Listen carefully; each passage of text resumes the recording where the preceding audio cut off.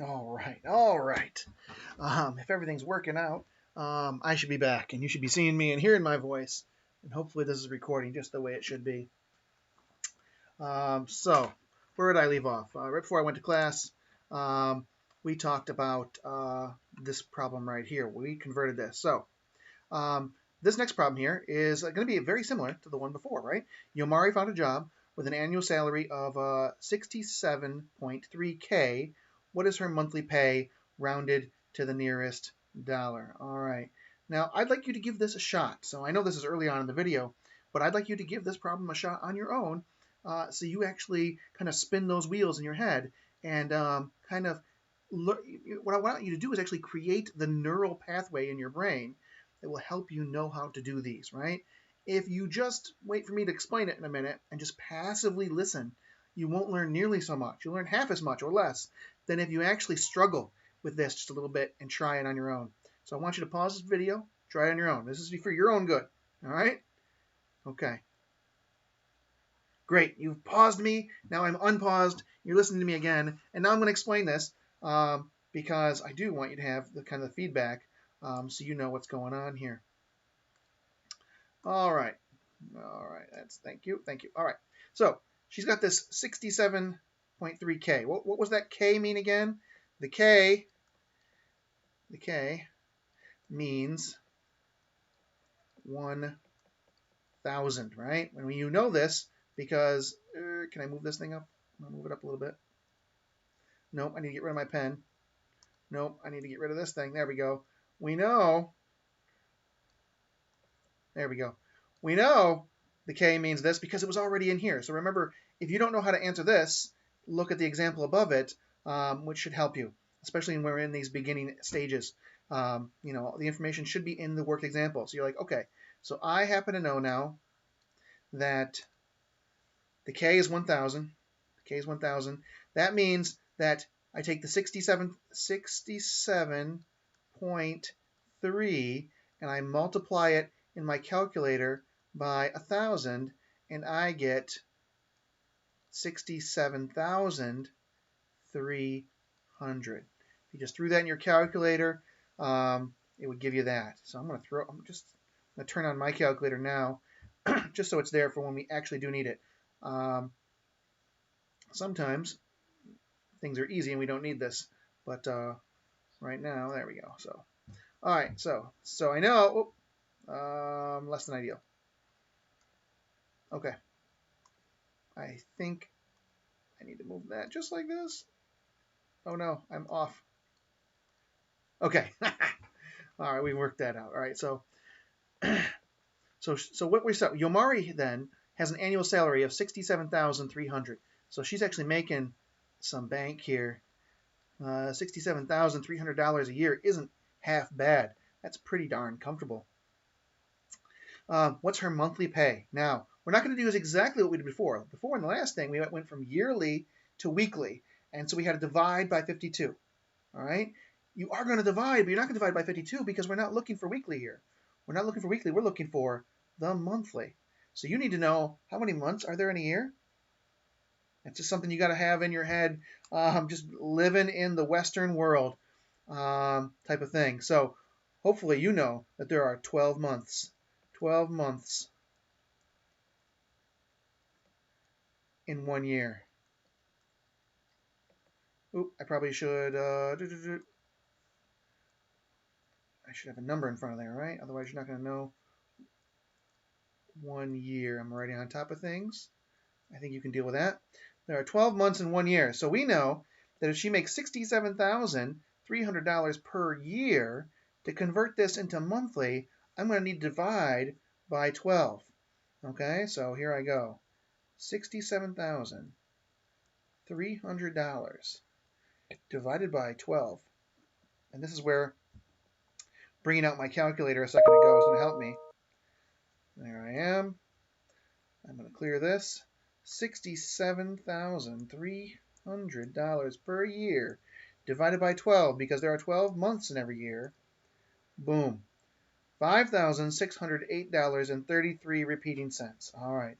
So 5,608. 5,608 and 33 cents. I remember that. I remember that. Okay, 5,608. And because this is advanced algebra with financial applications, and we're almost always dealing with money. Whenever we're dealing with money, you can't get anything less than a penny, right? You can't make change for anything less than a penny. So we're always going to round to we're going to almost always round to the nearest cent. So here I see that there's a 3 in the thousandths place, which means I'm going to leave the 3 alone in the hundredths place. So I'm going to have to actually convert my equal sign into a little squiggly. You know what that squiggly means? It means approximately. This is the mathematical notation for I rounded a bit. This is not the exact answer. This is the close enough for financial applications answer. So now I'm going to make that go away. Go away.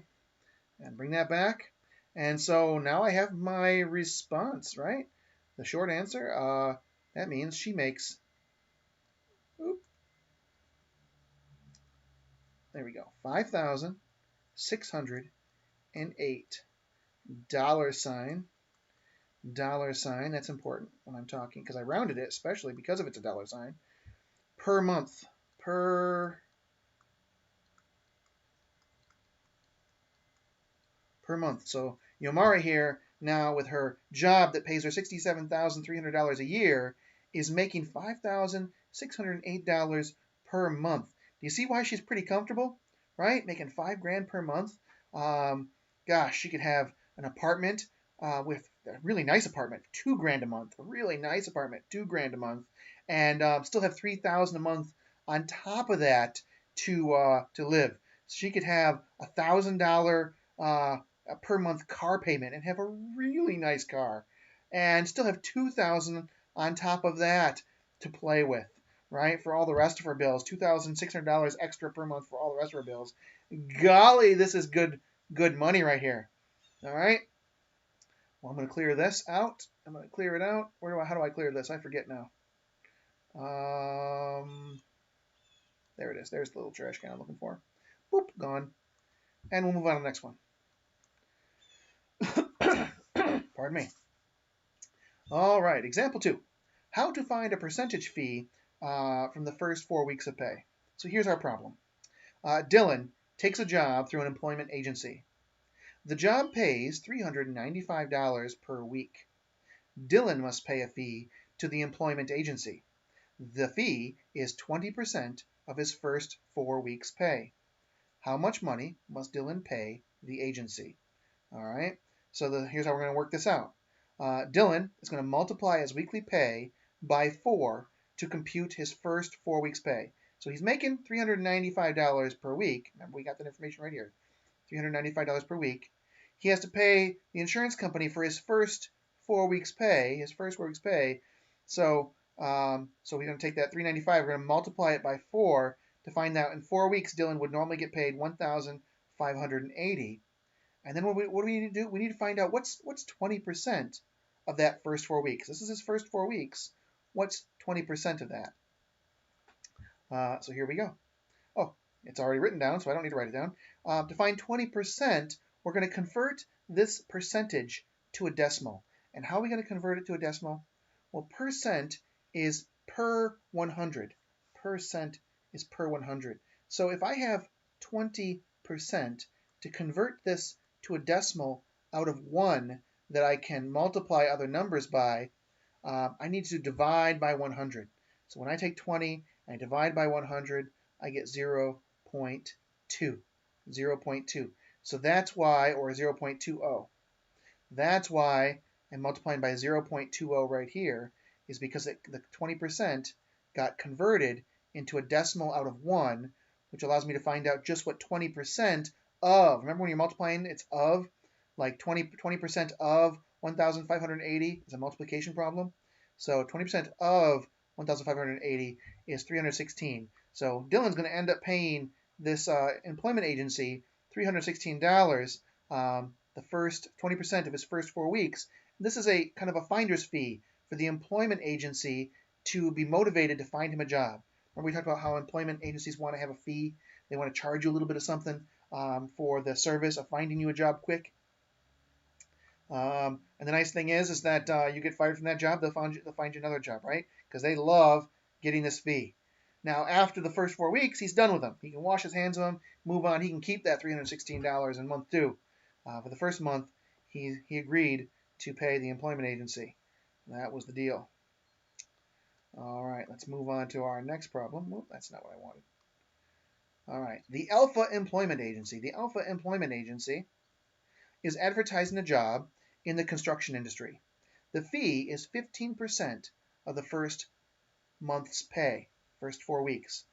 If Xavier accepts the construction job from the Alpha Employment Agency, how much will Xavier have to pay the employment agency if the job pays $760 per week? All right, so the job pays $760 per week, and he has to pay 15% of the first month's pay, and we just happen to know for this month it's going to be 4 weeks of pay. Okay. I will, if you're stuck, I want you to pause and give this problem a shot. Look at this problem for hints on how to get it done. All right. So you're going to pause me now, and you're going to give this a shot because you know that you will learn so much more if you struggle and have to think and have to remember and be kind of independent with this than if you just passively learn. You don't learn nearly so much by just listening and watching. You learn so much more by doing. You learn even more by teaching. But to teach someone else how to do this, you need to figure it out first. So you're pausing this video, and then you're going to then we'll go over it. All right. All right. You paused me, and now I'm back. And hopefully you've got something. All right. And remember, whether you got it right or you got it wrong, it doesn't matter. That whether you actually learn. To tell you the truth, you learn more if you get the answer wrong.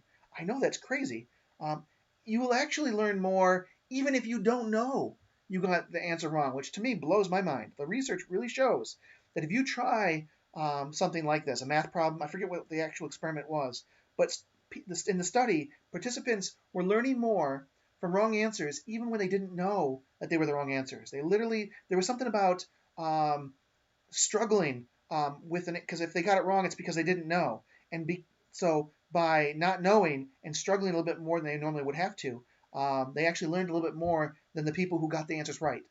Crazy, but that's the way our brains actually work. So let's do this. All right. So what do I want to know? That's the question. What is the question? How much will Xavier have to pay the employment agency? That's what I want to know.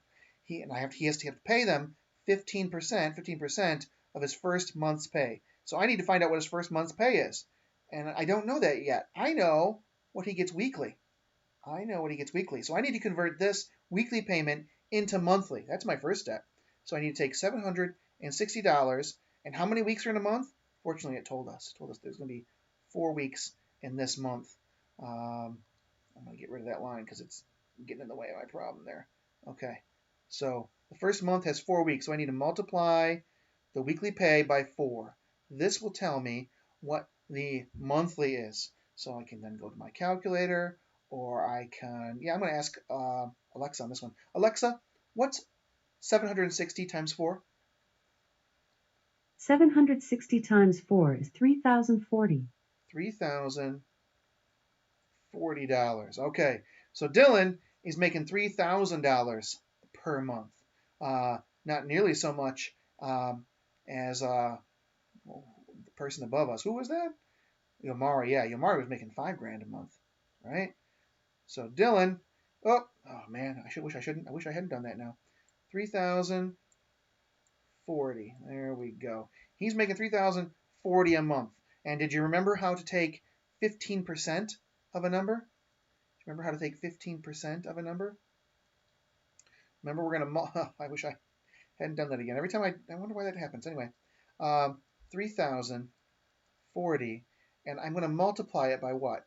I'm going to multiply it by 0.15.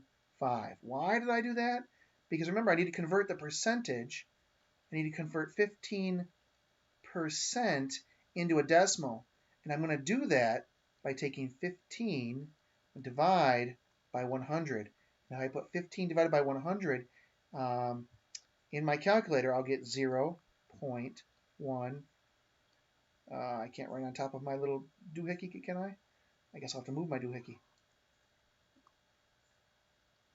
That's terrible. Mr. Soul, that's an ugliest looking 5 I've ever seen. All right. There we go. 0.15. All right. Okay. So that's why I have this. So now I need to perform this calculation, and I could bring out the calculator, but that takes a little bit longer. Alexa, what is 3040 times 0.15? 3040 times 0.15 is 456. 456.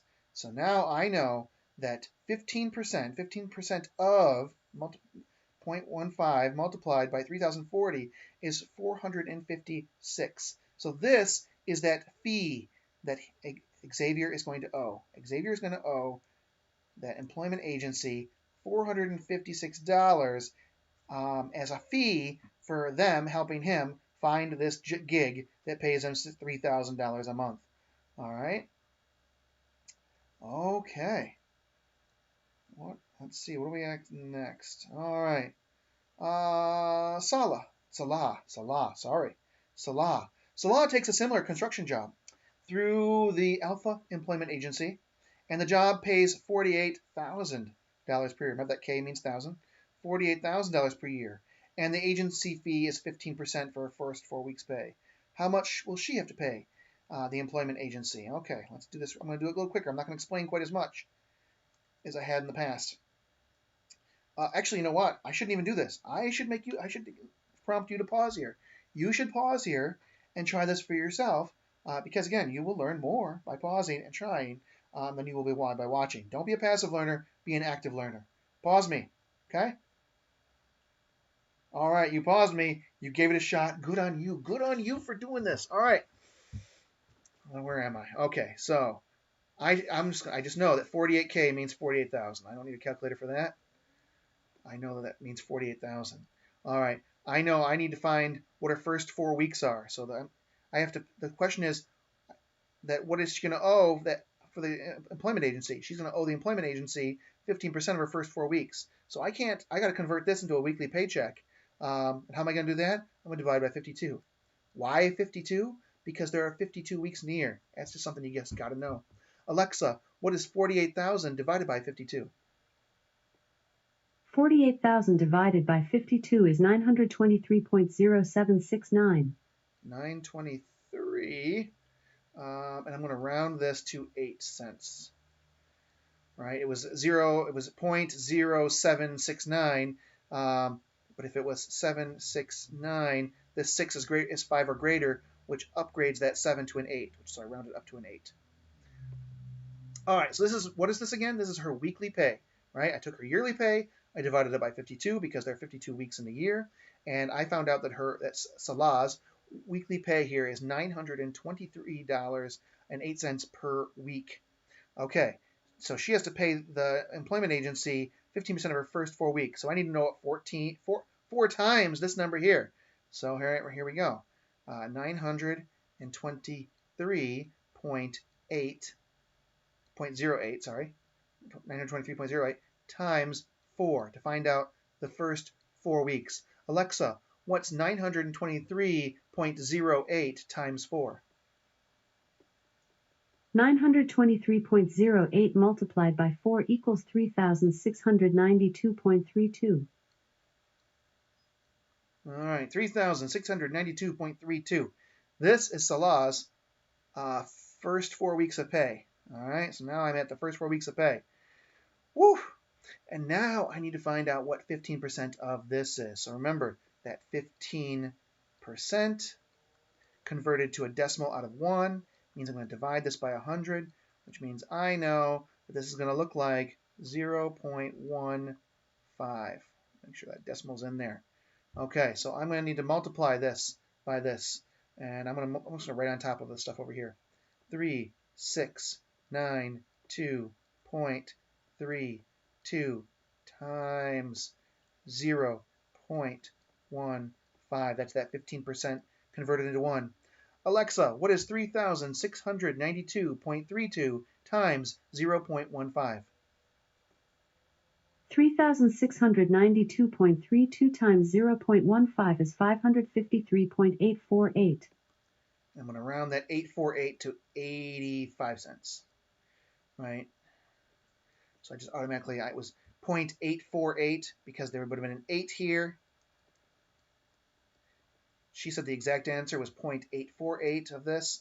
And so I see that there's an 8 right here. 8 is 5 or greater, which means this 4 upgrades to a 5. So it becomes 85 cents. Just so you know, I'm doing some of these automatic roundings. All right, and I think that's our answer, right? This is 15% of her first 4 weeks. So that is the answer that will go in here.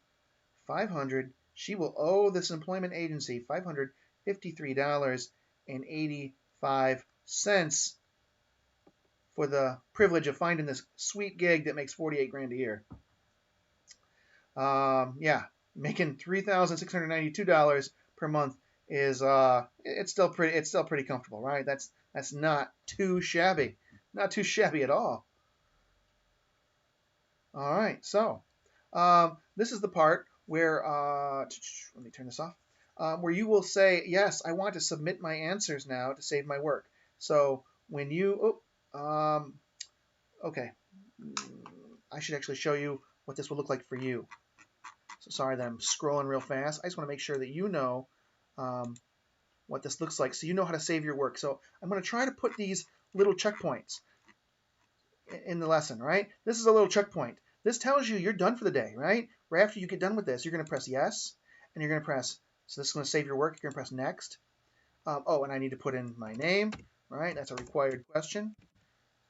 That's the one required question is your name. I can't accept it if you don't give me your name. All right, I'm going to submit my work, right? I'm going to submit my work, and now my answer has been recorded. I can now edit my response. So it's been basically my answer's been saved. I'm going to edit my response, and this time all my answers are saved. And this time I'm going to say I've already saved my responses. I'd like to continue the next section. So I'm going to do that, and then boom, I'm on to the next section. Day two. Day two, we got some more examples. How long has this video been already? I wish I had a little timer that tells me. I'm gonna continue. I'm gonna continue on because I still have about 10 minutes before I have to pick up my daughter. All right.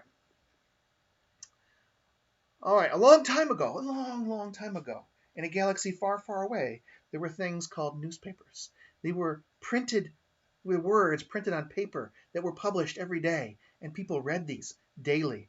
Okay, so back in the day when these things were printed, there was also these things called classified ads. It was like the Craigslist before Craigslist, right? Classified ads, where people would post job opportunities and sell their cars and things like this. And it used to actually cost you money to put in an advertisement in the newspaper to sell something, and the newspaper would sometimes charge you per word or per line. And so what happened is it created this entire culture where we abbreviated these ads so that they were as short as possible, so that we could communicate what we were trying to sell or what job we were offering, and we didn't have to pay as much money. So do these things exist? Yeah, these things still exist to a certain extent. Are they almost kind of dinosaurs? Yes, I understand that somewhat to an extent. What I'm about to show you is kind of outdated, but the purpose I'm showing it to you is because it's an example of a piecewise function. And piecewise functions are not outdated. So while the scenario that I'm going to envision for the next problem or two is somewhat outdated, and I acknowledge that, the piecewise function is valuable because it'll come in later when we start calculating your overtime. So I want you to see this now so that you can calculate your overtime in the future, all right? Because overtime is not outdated. Overtime is sweet. Okay, example 3. Ken is a mechanic who owns Ace Auto Repair. Ken needs a foreign car expert and is placing a 12-line classified ad. The cost of an ad, X lines long, is given by the following piecewise function. And when we get into algebra, we talk about X as a variable, right? What is X? I had someone at a parent-teacher conference, a parent said, oh, you teach math? Maybe you can tell me, because no teacher could ever tell me, what is X? What is X? And I'm like, that's a darn good question. And math teachers should really spend more time answering this question. What is X? X is a question mark, okay? X means I don't know yet. X means I don't know yet. Oh, sorry. X equals, I'm not quite sure. I need more information. That's what X means. X means I can't figure out X until I have more information. It means X is what's called a variable.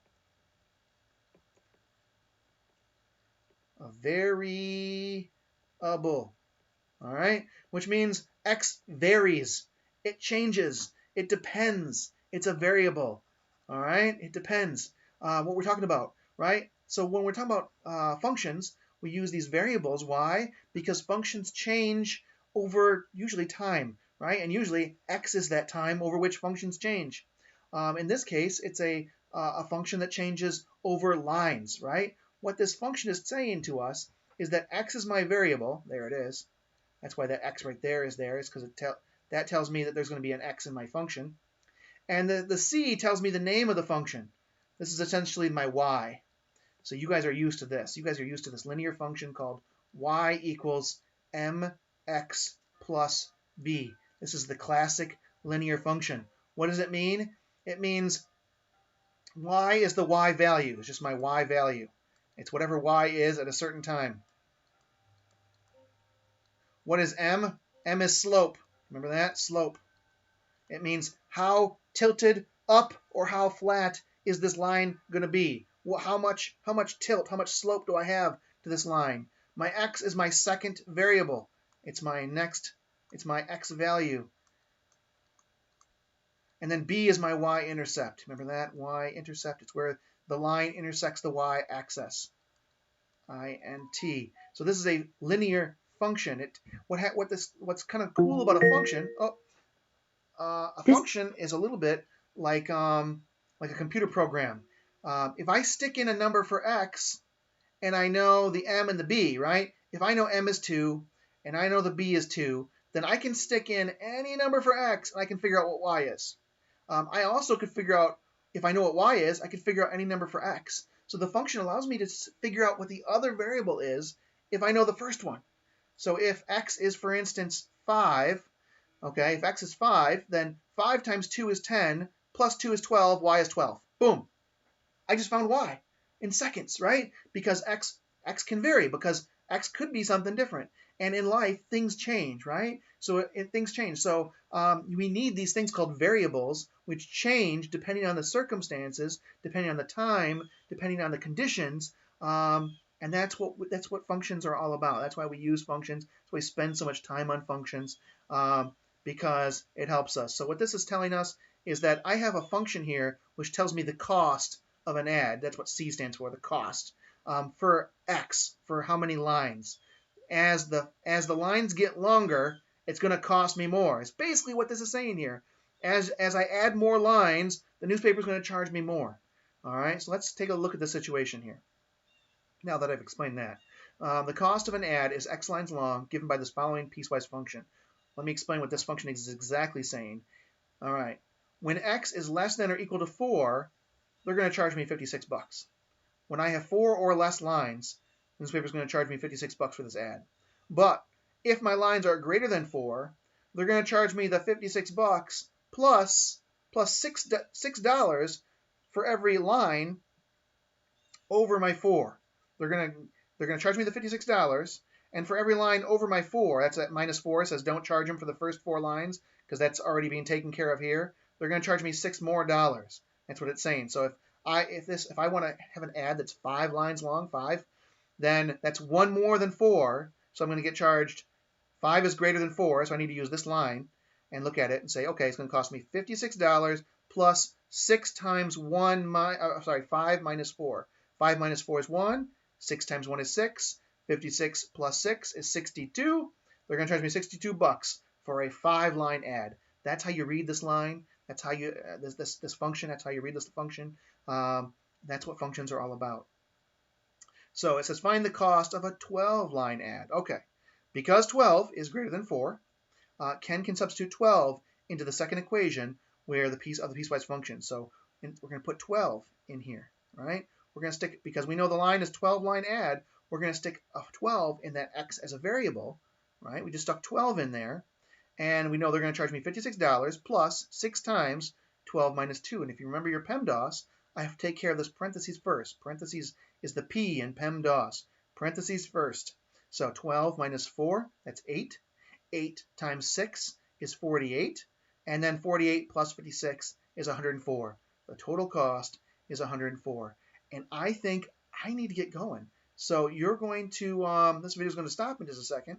And you're going to try these. And I might show you how to do one of these. But you're going to, one of these I'm not going to work on because I want you to work on these on your own. I can't do them all. But I definitely want to show you at least a few. So you don't have to pause me here because this video is going to end because I'm going to stop it. Thanks for joining me. Hope you're getting something out of this. See you next time.